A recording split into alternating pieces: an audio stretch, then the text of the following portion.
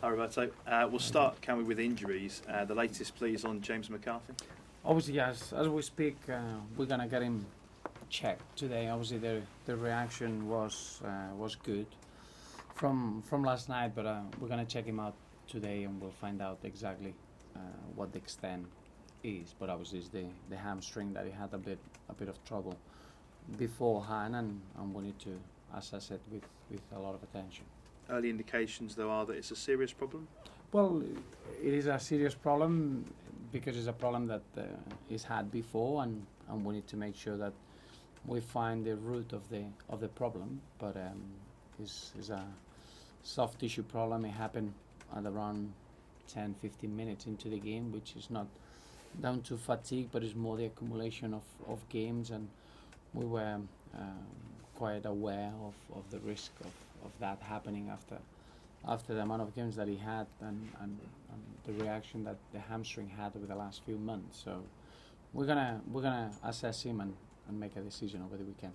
And in terms of the rest of the squad, do you envisage getting some players back, the likes of Leighton Baines, Stephen Naismith? Yes, we're gonna assess. Obviously, I think there are two different groups. There are 4 players that we need to assess for the weekend, and I consider they got an opportunity to be part of the squad. That's Gareth Barry, Stephen Naismith, Leighton Baines, and Stephen Pienaar. And then we got another group that probably Darren Gibson, and that they are progressing well, but they're gonna need a bit more time. Brian Oviedo, exactly the same.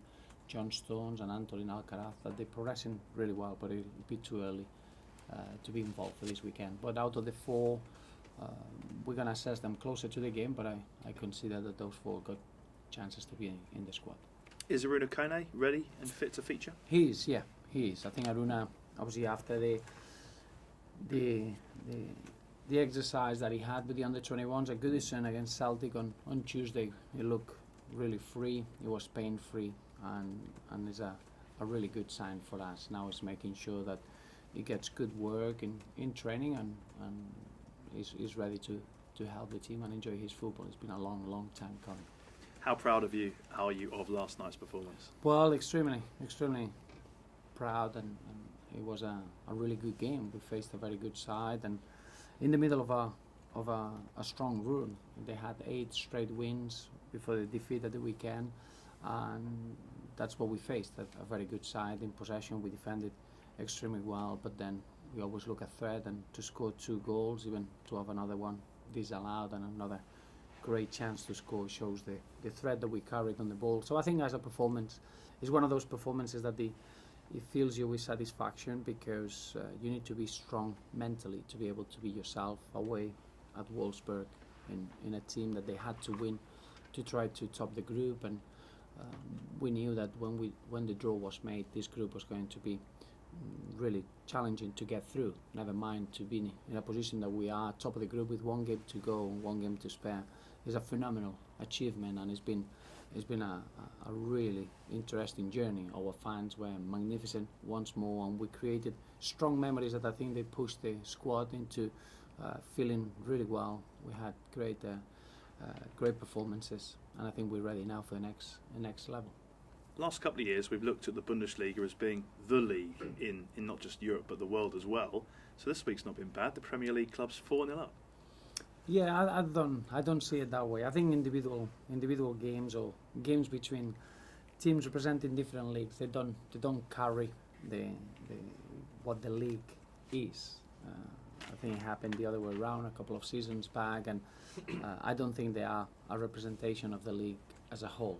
I think we all know the Barclays Premier League, the Bundesliga, La Liga, 3 really competitive leagues for different reasons, but they are all very, very different, and it comes down to choice. I think as a football fan, you choose what you like in terms of intensity, of the physicality, of the tactical aspect of the game, and Bundesliga is a strong league, La Liga is a strong league, and then for me, the Premier League is still the most exciting league in world football because of the elements that it brings into the competition. You alluded to it just a moment ago, but how important is it to win the Europa League group?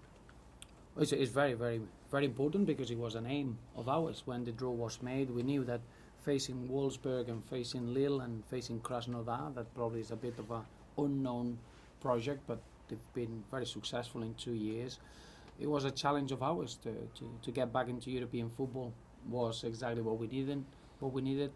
Then to embrace it in the manner that we did, as I mentioned, with the support that we displayed in France and Germany and Russia, and the nights at Goodison has been a terrific experience for everyone. But the aim was to finish top of the group, and we have achieved that. So now is a moment to learn important lessons that they can make us a stronger team out of the games that we've played, and look forward now to the final game of the group stages, and look forward to the round of 32, which is a really interesting journey for us, especially for the young players. To be able to play in these games is exactly what you need to be stretched and to be pushed to become better.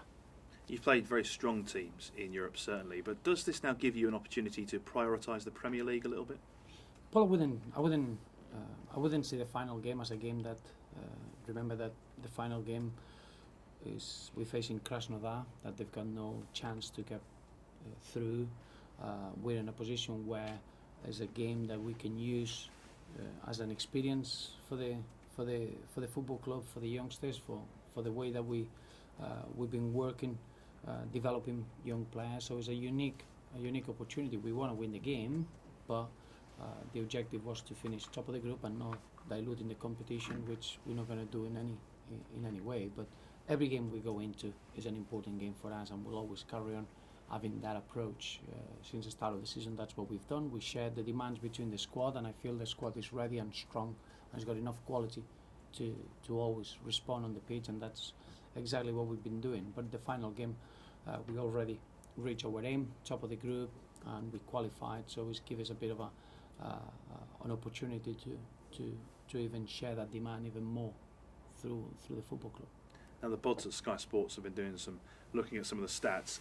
Fulham, they're the only English team to finish higher in the Premier League while playing in a Europa League season. The average is a couple of places worse off. I mean, it is a real challenge, isn't it, this particular competition? Of course it is, yeah. It is, but that's something that we wanted, and we embraced it from the beginning.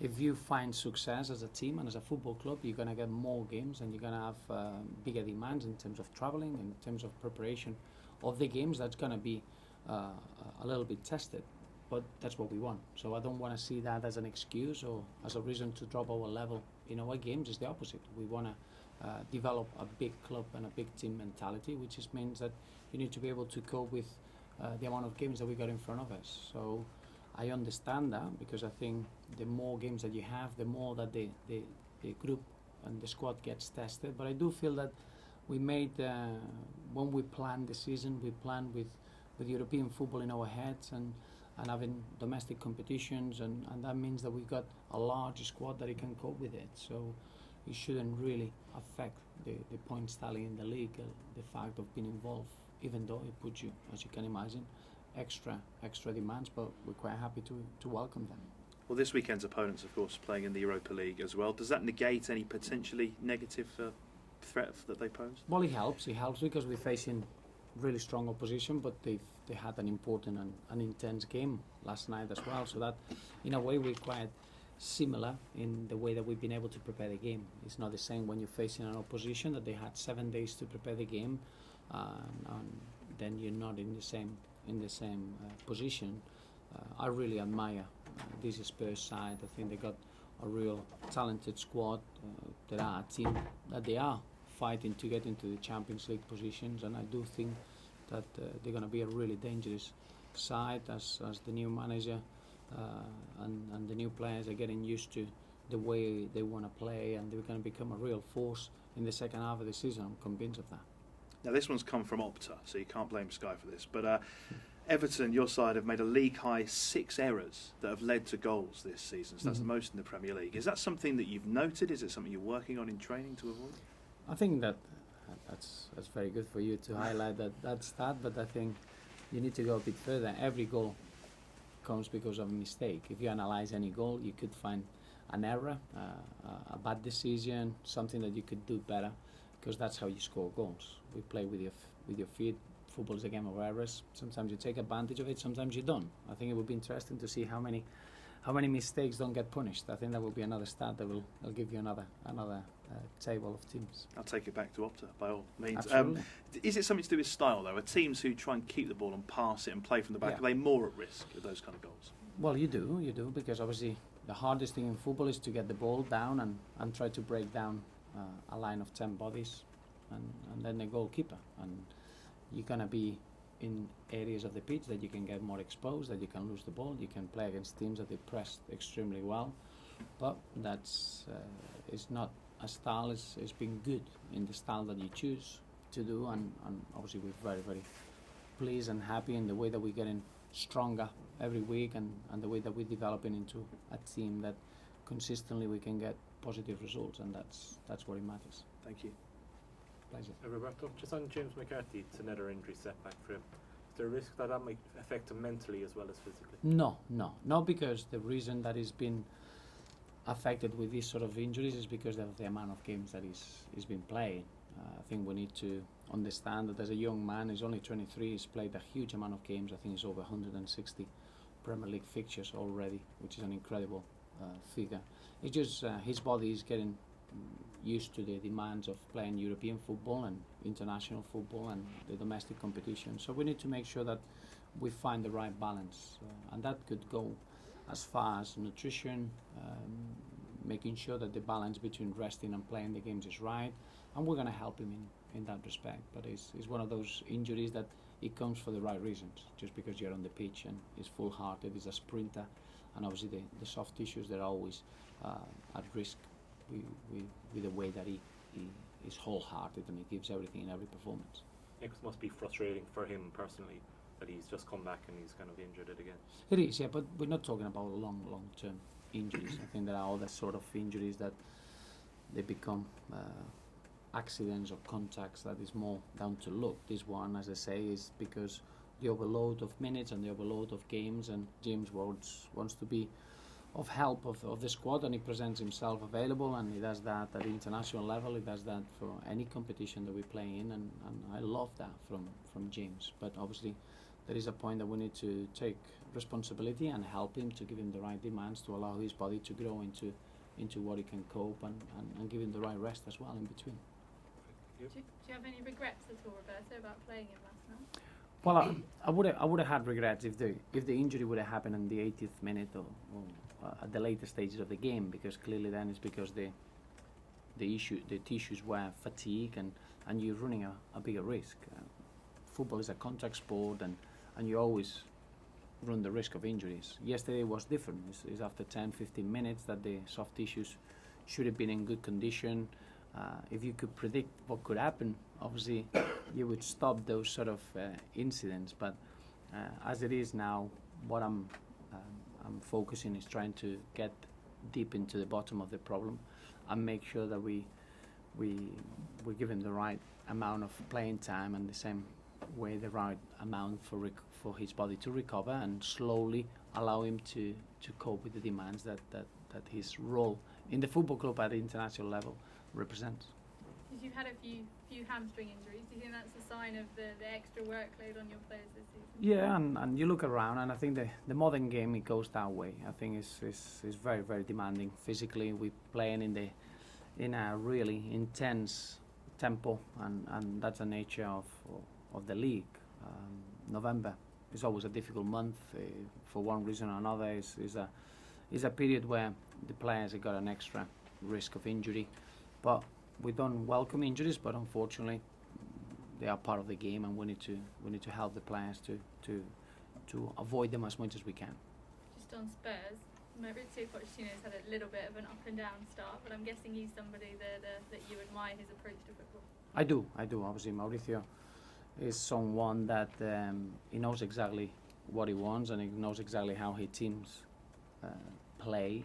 So it always takes time when you go into a new club to get the rhythm of giving consistent results. But I know that the way he is and the way that he's adapted to the British game so well, because he's done that incredibly fast with his time at Southampton, is going to bring a winning formula. And all I hope is he doesn't find it too soon. But we admire and we respect Spurs team massively. We know it's going to be a terrific game of football, really open, 2 games that they want to win, they want to find a way to score goals, and it should be a really good bit of football. So have you seen signs that Spurs are getting to where they want to be this season? Well, I think you're asking the wrong person. You're looking from the outside. The Spurs, they got real quality, they got individuals that they are in very good moments of their careers, full internationals, and you feel that we're facing a really, really strong team. You're looking at every aspect of this Spurs side has been tailor-made to get into the Champions League and to be a really strong side, and it's just a matter of time that they will get there consistently. Thanks, Roberto. Thank you.